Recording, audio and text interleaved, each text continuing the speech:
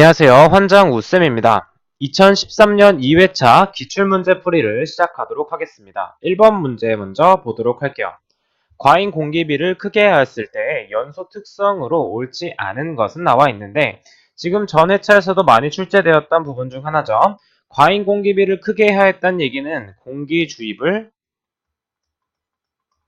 많이 했다는 얘기가 되므로 공기비가 많이 커지게 되면 열 손실이 증가하고 연소실 내 온도가 감소하며 배기가스 중 삭스와 낙스 발생량이 증가하지만 오염물질의 희석 효과는 증가하는 특징이 있습니다.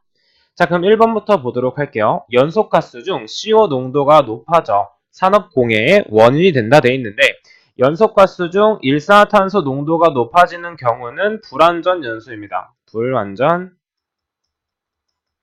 연소로서 이때는 과잉 공기비 M이 작을 때 나타나는 현상으로 지금 과잉 공기비를 크게 했을 때 나타나는 연소 특성과는 옳지 않습니다. 따라서 답은 1번이 되겠네요. 2번 문제 풀어보도록 하겠습니다. 2번 중력 집진 장치의 효율 나왔습니다. 자, 중력 집진 장치의 효율이 나왔다 하면 바로 중력 장치의 효율은 어떻게 돼 있냐 하면 수평 유속 곱하기 침강실의 높이 분의 침강 속도 곱하기 침강실의 길이로 볼 수 있습니다. 자, 그럼 1번부터 보게 되면 침강실 내의 처리가스 속도를 작게 하게 되면은 침강실 내 처리가스 속도를 작게 하게 되면 효율은 증가하게 되겠죠. 맞는 보기가 되겠고 2번 침강실 내에 배기가스 기류를 균일하게 하면 효율은 향상이 됩니다. 3번 침강실의 높이는 작게 하고 길이는 길게 하게 되면 효율은 증가가 되겠죠. 따라서 3번도 맞는 보기가 되겠고 4번을 보게 되면 침강실의 블로우 다운 효과를 유발하여 자, 블로우 다운 효과가 나왔다 하면은 사이클론을 생각해 주시면 되고 사이클론 혹은 원심력 집진 장치를 생각해 주시면 됩니다. 따라서 중력 집진 장치와는 상관이 없기 때문에 4번이 오답이 되겠네요. 4번이 답이 됩니다. 자, 그럼 4번으로 넘어가 보도록 할게요. 4번 문제. 다음 중 압력 손실이 가장 큰 집진 장치는 자, 집진 장치 중에서 압력 손실이 가장 큰 집진 장치는 세정 집진 장치입니다. 집진 장치인데 세정 집진 장치 중에서도 벤츄리 스크러버가 가장 큰 압력 손실을 가지고 있어요. 따라서 답은 4번이 됩니다. 중력식 집진 장치는 압력 손실이 가장 작습니다. 참고로 알고 계시면 되겠습니다. 자, 5번 문제 풀어보도록 할게요. 5번. 자, 런던 스모그와 LA 스모그 나왔네요. 자, 엄청 중요하다고 했었어요. 자, 런던 스모그는 발생 기온이 4도씨 이하고 습도가 85% 이상이며 발생 시간은 이른 아침이 맞습니다. 하지만 발생한 달은 겨울입니다. 런던은 겨울이에요. 런던 느낌이 약간 겨울 느낌이 좀 나죠? 그렇게 연관 지으시면 됩니다. LA는 약간 해가 쨍쨍한 느낌이 나기 때문에 여기는 여름이 돼야 되기 때문에 두 개가 바뀌었습니다. 따라서 답은 4번이 되겠네요. 이 특징들은 지 앞쪽에서 계속 정리를 해드렸기 때문에 계속해서 봐주셔야 됩니다. 자, 다음 문제 보도록 하겠습니다. 6번 문제. 흡착법에 관한 설명으로 옳지 않은 것은 자, 흡착법은 물리적 흡착과 화학적 흡착으로 나뉩니다. 이 두 개의 특징들은 중요하기 때문에 반드시 암기를 해달라고 제가 말씀을 드렸었죠. 자, 1번부터 보도록 하겠습니다. 자, 물리적 흡착은 반더월스의 흡착이라고도 합니다. 맞는 보기가 되고 있고 2번 물리적 흡착은 낮은 온도에서 흡착량이 많습니다. 반대로 화학적 흡착은 높은 온도에서 흡착량이 많죠. 이게 맞는 보기가 됩니다. 3번 화학적 흡착인 경우에는 흡착 과정이 주로 가역적이며 흡착제의 재생이 용이하다 되어 있는데 화학적 흡착의 경우에는 비가역적입니다. 비가역적이므로 흡착제의 재생이 용이하지 않습니다. 자, 가역적이면서 재생이 용이한 부분은 화학적 흡착이 아닌 물리적 흡착에 해당됩니다. 따라서 답은 3번이 되겠네요. 자, 그럼 9번 문제 풀어보도록 하겠습니다. 자, 9번. 탄소 18kg이 완전 연소하는 데 필요한 이론 공기량은 얼만큼인가? 자, 탄소가 완전 연소했기 때문에 먼저 첫 번째 반응식을 세우는 게 중요하죠. 탄소와 산소가 반응하여 CO2가 발생이 됩니다. 자, 우리가 궁금한 것은 이론 공기량인데 이론 공기량을 풀기 위해서는 먼저 이론 산소량을 알고 계셔야 됩니다. 그리고 킬로그램 단위가 부피 단위로 바뀌었기 때문에 이때 중요한 것은 같은 킬로그램과 부피 단위를 사용하는 것이므로 지금 1몰이 존재하기 때문에 이때 탄소는 12kg의 무게가 있으며 산소도 마찬가지로 1몰이 존재하기 때문에 이때는 부피 단위로 했을 때는 22.4 S미터 3승이 됩니다. 이때 탄소의 양은 18kg이고 이때 필요한 산소량은 대각선으로 곱해주게 되면 33.6m 3승이 나오게 되고 이론 공기량은 산소량 나누기 0.21을 하게 되므로 답은 160이 나오게 됩니다. 자, 이것은 두 개의 문제가 합쳐졌다고 보셔도 되는데 지금 중요한 건 그렇게 어렵지 않습니다. 이것도 많이 풀어봤기도 했고 이론 공기량 구하는 공식도 너무 중요하기 때문에 반드시 노트에 정리를 하셔서 암기를 해주셔야 됩니다. 아셨죠? 자, 넘어가도록 하겠습니다. 10번 문제 풀어보도록 할게요. 다음 중 연소시 질소산화물의 저감 방법으로 가장 거리가 먼 것은 나와 있습니다. 자, 연소시 낙스의 억제 방법도 마찬가지로 출제가 잘 되는 부분이기 때문에 노트에 정리를 하셔서 암기를 해주시면 됩니다. 아셨죠? 넘어가도록 하겠습니다. 12번 문제 풀어보도록 할게요. 12번 흡수법을 사용하여 오염물질을 제거하고자 합니다. 헨리 법칙에 잘 적용되는 물질과 가장 거리가 먼 것은 자, 헨리 법칙에 적용되는 물질은 난용성 기체로 이렇게 물질들이 있는데 이것을 어떻게 외웠었냐면 보통 헨리라는 이름을 가진 사람은 보통 잘생겼습니다. 자, 그래서 잘생긴 사람을 보면 혼이 나가버리죠. 그래서 혼 놓고 이렇게 외워주시면 됩니다. 자, 그래서 수소, 산소, 질소, NO, NO2, CO, CO2 등이 있다라는 걸 암기를 해주시면 되겠어요. 이것도 정말 중요하기 때문에 반드시 암기를 해주시면 되겠습니다. 13번 문제 풀어보도록 할게요. 13번 SO2의 1일 평균 농도는 0도씨 1기압 이거는 표준 상태죠. 표준 상태라고 하며 이때 S 스탠다드라고 표시를 합니다. 이때 농도는 100 SO2의 1일 평균 농도는 0도씨 1atm에서 이때 0도씨 1atm은 표준 상태를 뜻하며 스탠다드라고 표시를 합니다. 이때는 100 마이크로그램 per 미터 3승이 있는데 이것을 ppm으로 환산하면 얼마가 되는가 되어 있는데 자, 앞에서 풀었을 때는 용액일 때는 ppm이 밀리그램 per 리터라고 표시가 된다고 했지만 지금은 용액이 아니기 때문에 밀리리터 퍼 미터 3승 부피 단위로 표시를 하거나 어떻게 해야 되죠? 밀리그램 퍼 킬로그램 같은 단위로 무게 단위로 표시를 해주셔야 됩니다. 자, 그러면 지금 나와 있는 것은 그램을 부피로 바꾸는 단위를 한번 해보겠습니다. 100 마이크로그램 퍼 미터 3승에서 마이크로그램을 부피 단위로 바꿔볼게요. 먼저 마이크로그램을 그램으로 바꾸는 작업을 한번 해주신 다음에 이때 몰 농도를 이용해서 바꿔주는 겁니다. SO2는 1몰이 존재하게 되면 이것은 64g이 되고 또한 22.4리터가 됩니다. 만약에 1kmol이 존재한다고 한다면 64kg이 되며 이때는 22.4m 3승이 됩니다. 이 두 가지의 종류를 무조건 알고 계셔야 돼요. 만약에 g이라면 리터와 묶이고 kg이라면 미터 3승과 묶인다 라는 걸 알고 계시면 됩니다. 자, 그러면 이제 최종적인 단위는 밀리리터가 돼야 되기 때문에 어떻죠? 1리터는 10의 3승 밀리리터이므로 단위 환산을 해주게 되면 0.035 ppm이 나오게 됩니다. 따라서 답은 1번이 되겠네요. 자, 넘어가도록 하겠습니다. 15번 문제 풀어보도록 할게요. 15번 흡수 장치의 흡수액이 갖추어야 할 조건으로 옳지 않은 것은 나와 있는데 이것도 마찬가지로 흡수액의 구비 조건 또한 출제가 자주 되기 때문에 노트에 따로 정리를 하셔서 암기를 해주시면 되겠습니다.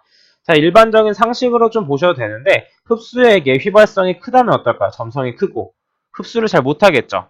그렇기 때문에 용해도와 흡수능은 커야지 흡수액의 구비 조건을 맞추게 됩니다. 또한 화학적으로 안정해야 하며 용매의 화학적 성질과 비슷해야지 그만큼 더 흡수를 잘할 수가 있는 것이죠. 참고적으로 이렇게 정리를 하고 넘어가 주시면 되겠습니다. 16번 문제 풀어보도록 할게요. A 침전지가 6000m 3승 per day의 하수를 처리하고 있습니다. 유입수의 SS 농도가 150mg per liter이고 유출수의 SS 농도가 90mg per liter라면 이 침전지의 제거율은 되어 있는데, 자, 여기서 제거율을 구하기 위해서는 유량이 필요 없습니다. 그래서 유량 단위는 사용하지 않고 제거율을 구하기 위해서는 1-유입량 분의 유출량 그리고 곱하기 100을 해서 퍼센트 단위로 맞춰주시면 됩니다.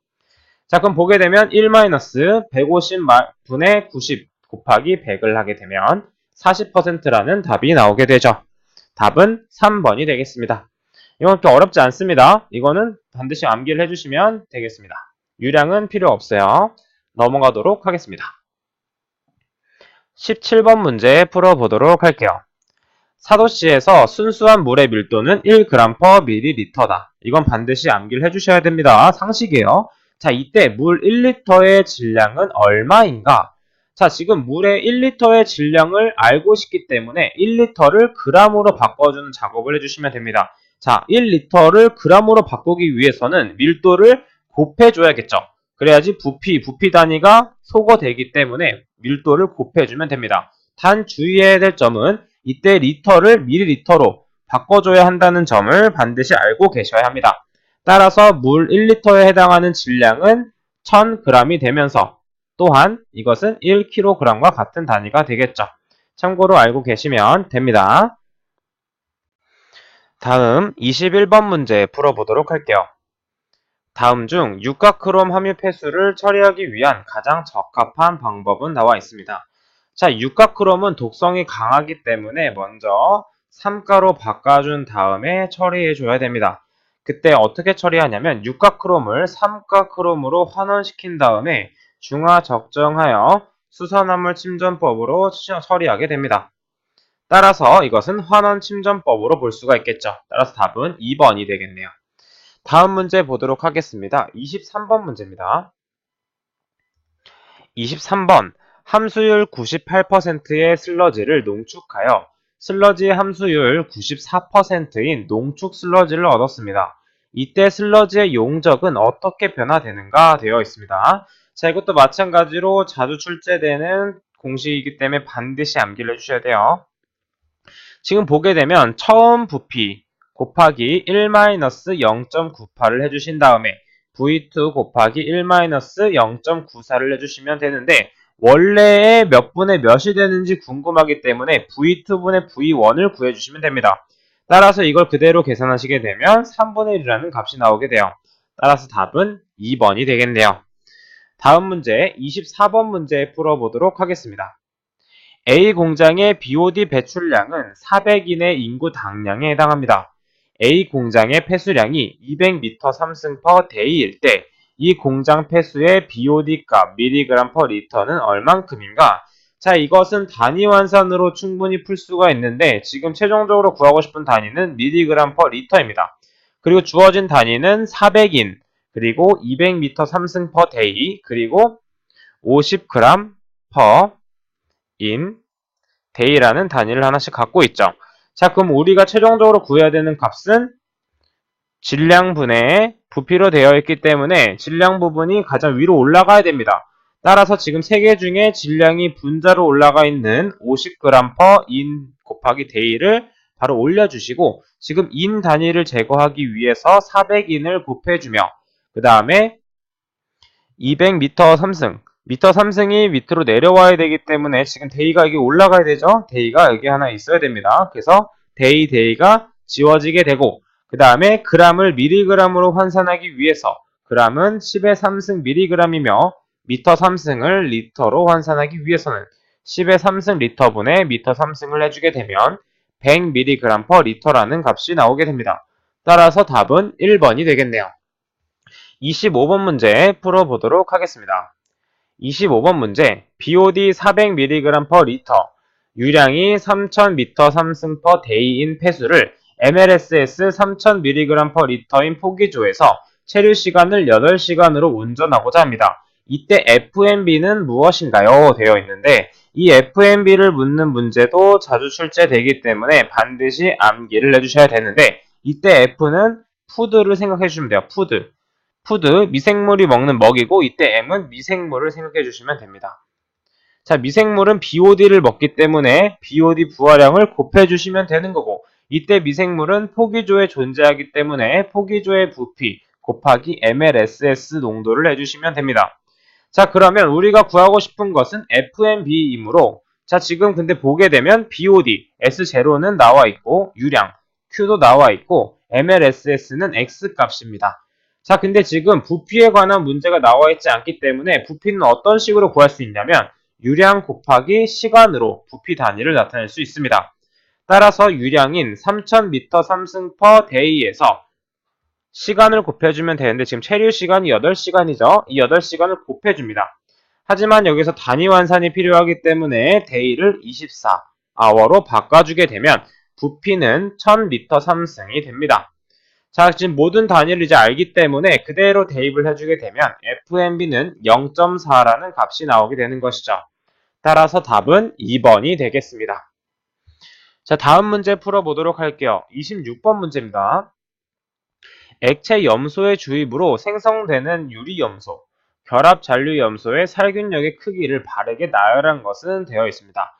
자, 살균력의 크기도 자주 출제되기 때문에 반드시 암기를 하셔야 되는데 차염소산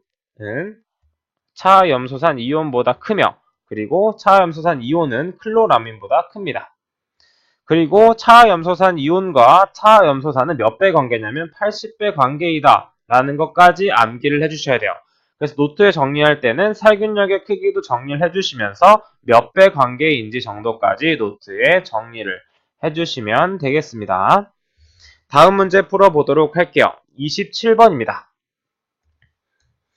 27번 휘플이 구분한 하천의 자정작용 단계 중에 용존산소의 농도가 아주 낮거나 때로는 거의 없어 부패 상태에 도달하게 되는 지대는 되어 있는데 자, 휘플의 사지대는 어떻게 구성되어 있냐면 처음에 분해지대, 그 다음에 활발한 분해지대, 회복지대, 정수지대 순으로 구성되어 있으며 활발한 분해지대에서는 DO가 가장 낮은 DO 임계점이 존재합니다.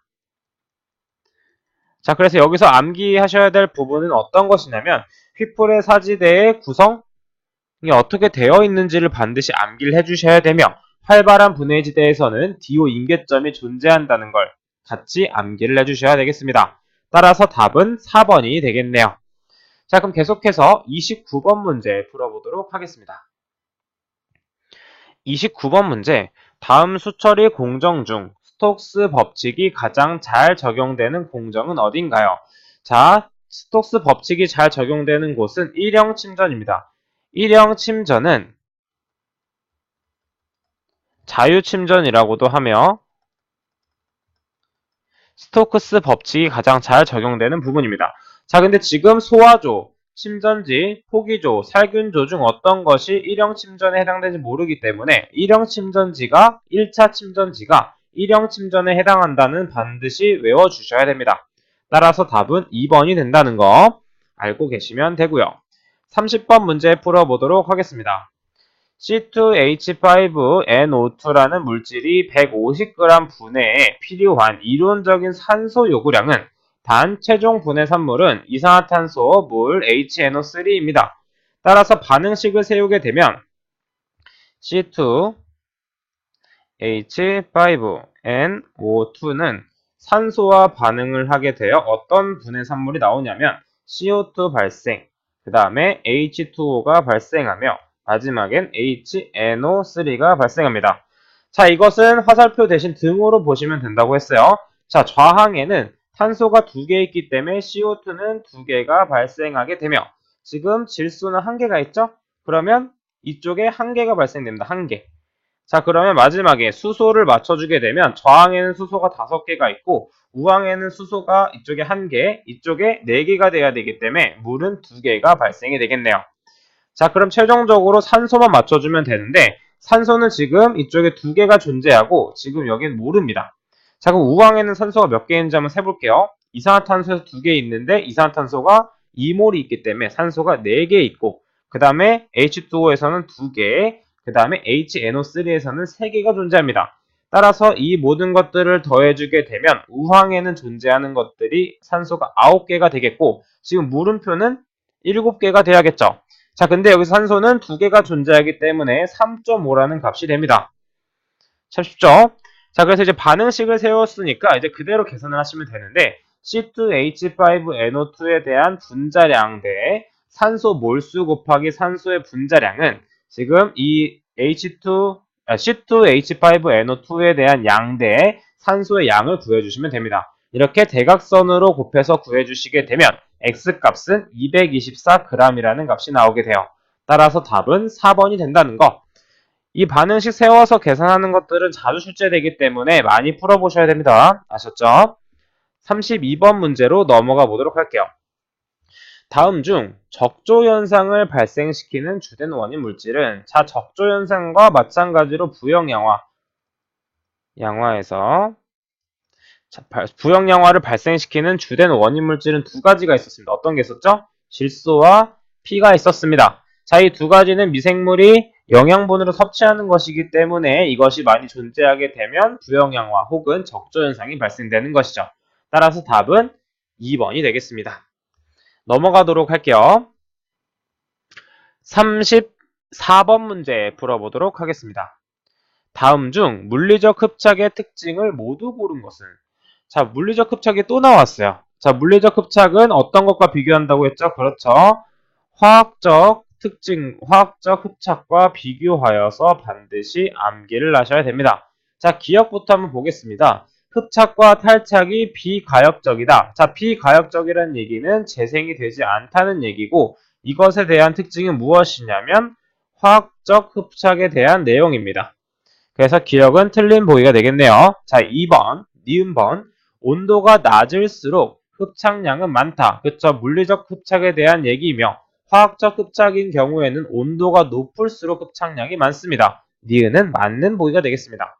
디귿번. 흡착이 다층에서 일어난다. 그쵸? 물리적 흡착은 다층에서 일어나며, 화학적 흡착에서는, 화학적은 단층에서 흡착이 일어납니다. 자, 리을번을 보겠습니다. 분자량이 클수록 잘 흡착된다 되어 있습니다. 자, 지금 보게 되면 물리적 흡착은 분자량이 크거나 분압이 클수록 잘 흡착이 되기 때문에 맞는 보기가 되겠네요. 따라서 답은 4번이 되겠습니다. 다시 한번 강조하지만 물리적 흡착은 반드시 화학적 흡착과 비교해서 정리를 해주시는 게 좋습니다. 다음 문제 풀어보도록 할게요. 35번입니다. 35번. Cr2O7의 E-이온에서 크롬의 산화수를 구하는 문제입니다.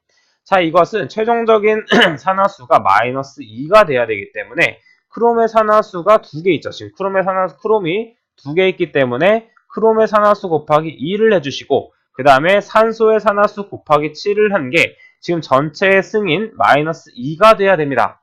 따라서 크롬의 산화수만 남기고 크롬의 산화수 곱하기 2만 남기고 우항으로 넘겨버리게요.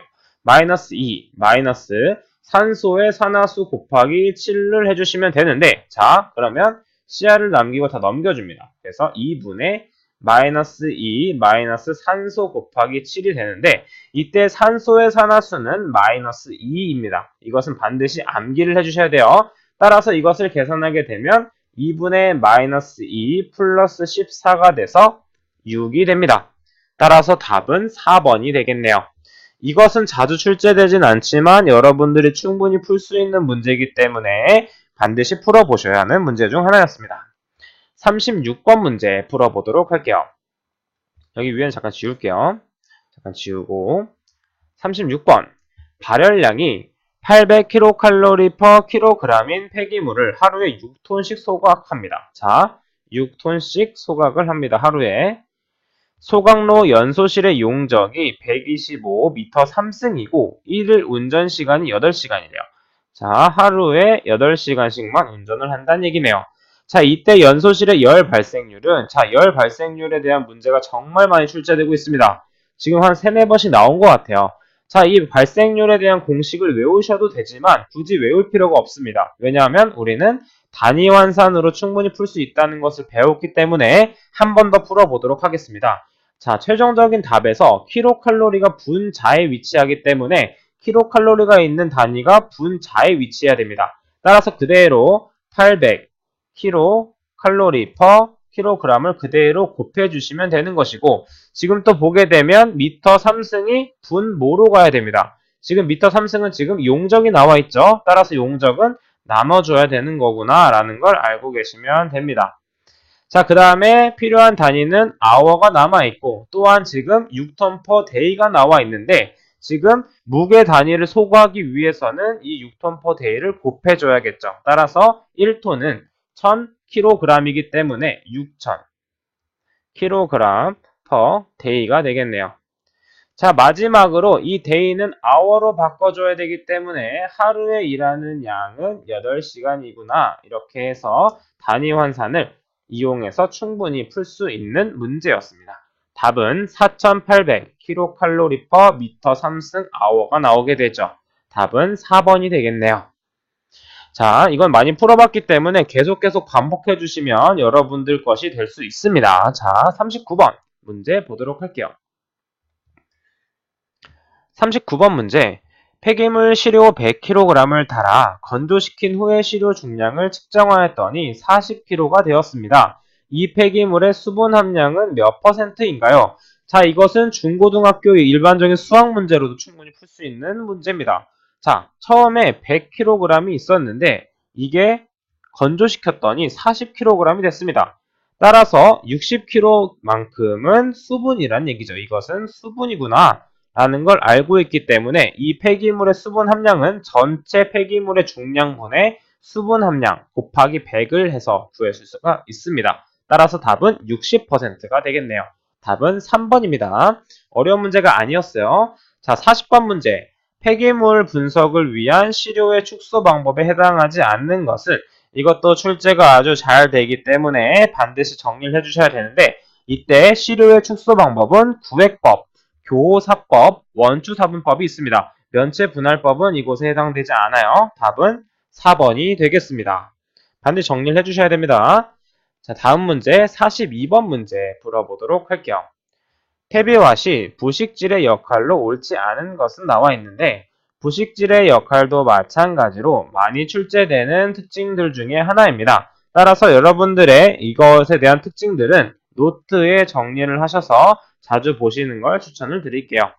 넘어가도록 하겠습니다. 43번 문제입니다.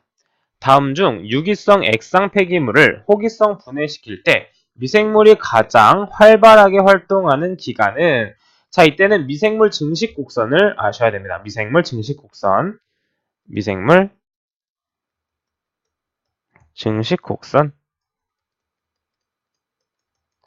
자, 미생물 증식 곡선은 이렇게 그려지죠. 이런 식으로 그려집니다. 자, 첫 번째, 지금 살짝 증가하는 단계는 유독입니다. 유독이. 그 다음에 갑작스럽게 증가하는 시기인 대수 증식기를 거쳐서 지금 중간에 잠깐 멈춰 있죠? 자, 이것을 정지기라고 하며, 마지막에 내려가는 단계를 사멸기라고 합니다. 자, 미생물이 가장 활발하게 활동하는 기간은 딱 봐도 미생물이 갑자기 증가하기 때문에 대수증식기에서 가장 활발하게 활동을 합니다. 따라서 답은 대수증식기가 되겠네요. 자, 이 대수증식기에 대한 특징도 알면서 미생물의 증식 곡선이 이런 식으로 구성되어 있구나라는 것까지 암기를 해주시면 되겠습니다. 다음 문제 44번 문제. 폐기물을 파쇄하는 이유로 옳지 않은 것은, 자, 밑에 특징들을 한번 보도록 할게요. 폐기물 파쇄의 목적이 나와 있습니다. 자, 위에 한번 정리하고, 폐기물 파쇄의 목적도 마찬가지로 출제가 자주 되었던 문제이기 때문에 여러분들의 노트에 정리를 해주시면 되겠습니다. 이것도 노트에 반드시 정리를 해주셔야 돼요. 넘어가도록 하겠습니다. 46번 문제입니다. 바로 옆에 있네요. 쓰레기 수거 노선을 결정하는데 유의할 사항으로 옳지 않은 것은, 자, 이것도 출제가 아주 자주 된다고 제가 한번 설명을 드렸습니다. 자, 우리나라는 우회전하는 곳이 많기 때문에 가능한 한 시계 방향으로 수거 노선을 정하며 언덕길은 내려가면서 수거하며 U자형 훼손을 피합니다. 자, 언덕길을 내려가면서 수거하는 이유는 올라가면서 수거하게 되면 기름값이 그만큼 더 많이 소모되기 때문에 언덕길은 내려가면서 수거를 하는 것이죠. 세 번째, 아주 많은 양의 쓰레기가 발생되는 발생어는 하루 중 가장 먼저 수거해야 됩니다. 왜냐하면 하루 중 가장 먼저 수거하지 않게 되면 한 바퀴 돌고 왔을 때 그것을 처리 못할 수가 있겠죠. 그러면 그 많은 양의 쓰레기가 계속 있기 때문에 악취가 발생하기 때문에 하루 중 가장 먼저 수거를 하셔야 됩니다. 그리고 나머지 네 번째, 다섯 번째도 한번 읽어보고 정리를 해주시면 되겠어요. 자, 세 문제만 더 풀어보도록 하겠습니다. 49번 문제. 압축비 1.67로 쓰레기를 압축하였다면 압축 전과 압축 후에 최적 감소율은 몇 %인가 나와 있습니다. 자, 우리는 압축비를 한번 배운 적이 있어요. 모르시는 분들은 한 번 더 암기를 해주시면 됩니다. 압축비란 압축 후의 부피분의 압축 전의 부피로서 구할 수가 있는데, 자, 이것은 부피 감소율과도 관계가 있는 녀석입니다. 따라서 VR은 어떻게 구할 수 있냐면 1 마이너스 압축비분의 1 곱하기 100으로 구하실 수가 있어요. 자, 그래서 압축비를 노트에 정리하실 때 부피 감소율도 같이 정리를 해주시면 되겠습니다. 자, 이것도 같이 정리해 주시고 부피 감소율을 구하는 식도 같이 정리를 해주시면 되겠어요. 자, 나머지는 그대로 값을 대입하면 되기 때문에 참 쉬워요. 답은 40.1198%가 나온다. 2번이 답이 되겠네요. 자, 52번 문제 보도록 할게요. 52번 문제. 52번입니다. 인구 24,327명의 도시에서 15만 톤 per 년의 쓰레기를 수거하였다. 이 도시의 쓰레기 발생량은 무엇인가요? 자, 이것도 어떤 특정한 공식이 있는 것이 아니라 보기에 있는 단위를 활용해서 충분히 풀 수가 있습니다. 자, 킬로그램, 무게 단위가 분자에 있기 때문에 지금 분자에 있는 녀석은 이 녀석이에요. 그래서 15만 톤 per year에 대한 부분은 그대로 곱해주시면 되고, 지금 사람 수는 분모에 존재하죠. 따라서 인구를 나눠줘야 되는구나 라는 걸 알고 계시면 됩니다. 따라서 15만 톤 나누기 2여. 자, 근데 지금 단위는 day 단위이기 때문에 1년은 365일이구나 라는 걸 알고 계시고, 그 다음에 킬로그램을 톤으로 바꿔주는 게 중요하죠. 지금 톤을 킬로그램으로 바꿔줘야 되죠. 왜냐하면 보기에 있는 답은 킬로그램이기 때문에. 그리고 지금 나와 있는 명수를 나눠주게 되면 1.71이라는 답이 나오게 됩니다. 따라서 답은 1번이 되겠네요. 자, 마지막 문제 60번 문제 풀어보도록 하겠습니다.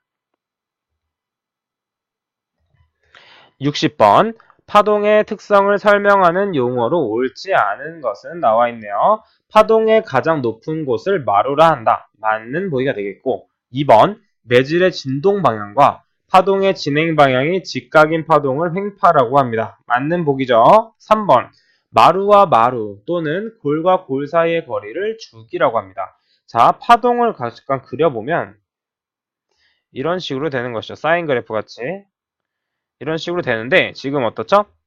여기서부터 여기까지가 주기가 되고, 또한 여기서부터 여기까지도 주기가 되는 겁니다. 이것을 파장이라고 부를 수 있습니다. 주기가 아니라 파장이라고 부를 수 있어요. 그래서 답은 3번이 되겠습니다. 자, 이렇게 2013년도 2회차 기출문제 풀이를 여기까지 하도록 하겠습니다. 여러분들 모두 수고 많으셨습니다. 감사합니다.